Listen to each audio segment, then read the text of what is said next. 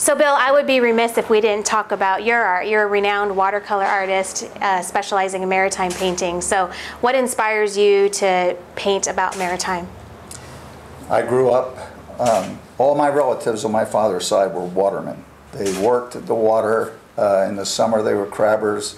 In the winter it was oystering, and it was in the Chesapeake Bays of Maryland and Virginia and the Chincoteague Bay of Virginia.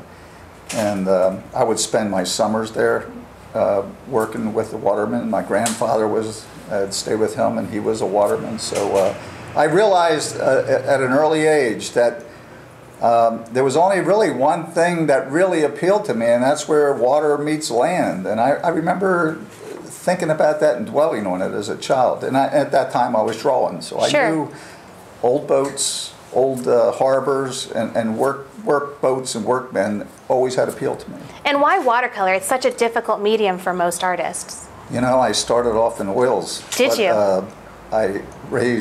We have 8 kids. They got into the oils, and I put painting off for 20 years. And then when I started back up, I liked the effects that you could get with watercolors.